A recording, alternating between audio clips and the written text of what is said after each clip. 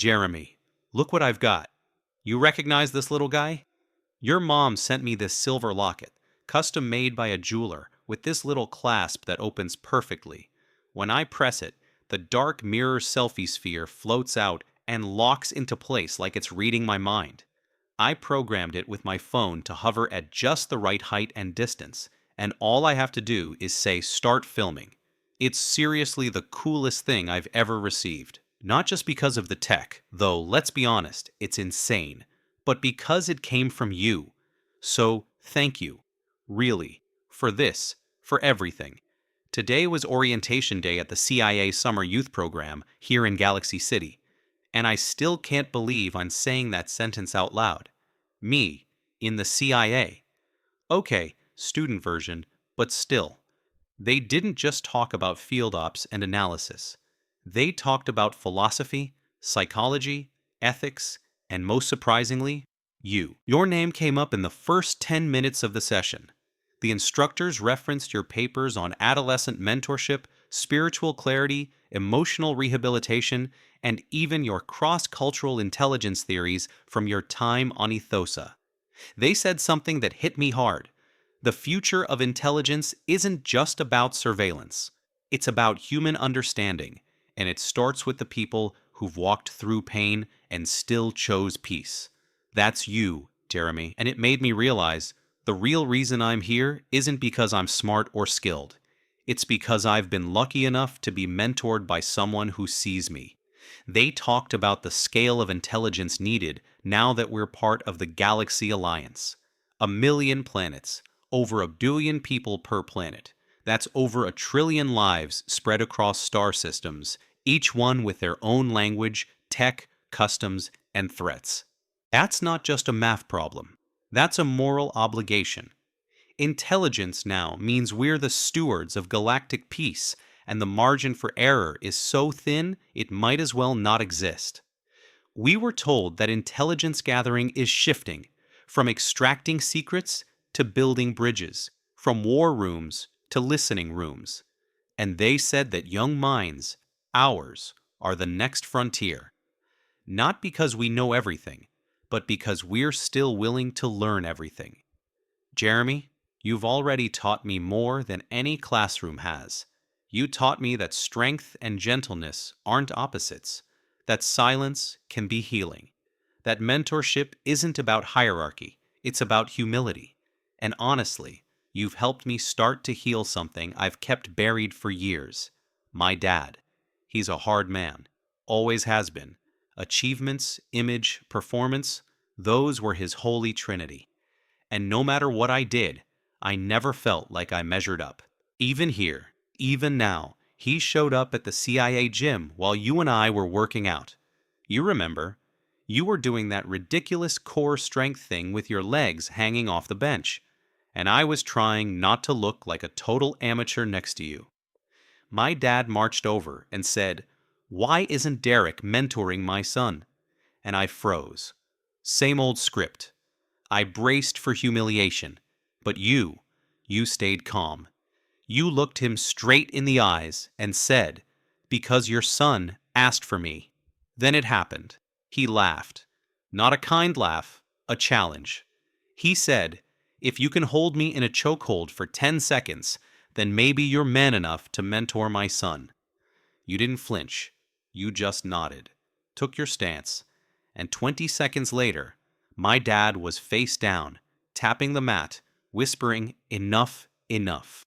And then he stood up, brushed himself off, shook your hand, and said, "You're a badass. My son needs you." He hugged you, man. My dad hugged you. Nobody's ever done that to him. Nobody's ever brought him to his knees in a challenge and earned his respect like that. And you didn't even rub it in. You just helped him up and told him, "Your son's already more powerful than he knows." I'll never forget that moment for the rest of my life, because for the first time, I felt like my dad saw me, not as a disappointment, but as a kid worth investing in. And that shift, that didn't come from him. It came from you. You modeled something I didn't know I needed. Not dominance, not arrogance, but presence. You showed me what it looks like to walk into a room and radiate clarity instead of ego. And you helped me start to let go of the anger, the stuff I never said out loud, the nights I used weed to silence the ache, the anxiety, the second guessing, the belief that I'd never be good enough, no matter what I did. Which brings me to this. The Ethicon tea you made me after that first long day, I've never slept that peacefully in my life. You told me it grounds the nervous system, harmonizes the breath, and quiets the subconscious. It worked. I didn't just sleep. I rested. And now I've given up weed. Completely. You didn't force it. You didn't shame me. You just showed me something better and let me choose. But I've also been thinking about something you said that night over tea, about how burning weed isn't the same as ingesting it, about how combustion releases unknown compounds, some potentially toxic, especially when inhaled deep into developing lungs. And it clicked. Burning anything, plant matter, oils, additives, it all creates byproducts that enter the bloodstream through the alveoli. But when the plant's been treated with pesticides, especially in 2042, when agricultural pestilence is through the roof, those chemicals don't just stay on the surface. They burn with the plant. And when you inhale that, you're not just breathing in cannabinoids. You're breathing in synthetic combustion products, some of which haven't even been studied for long-term toxicity. It's like vaping chemicals you didn't consent to. And the younger your lungs are, the more susceptible you are to micro tears, long-term inflammation, and possibly even carcinogenic changes.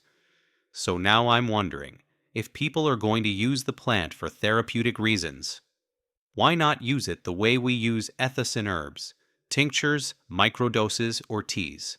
Why treat medicine like a rebellion instead of a responsibility? You help me understand that, and you've got to speak about it, not just to me, but to every kid out there who thinks weed is harmless because it's natural. Arsenic's natural. That doesn't make it medicine. So please, Jeremy, do a session.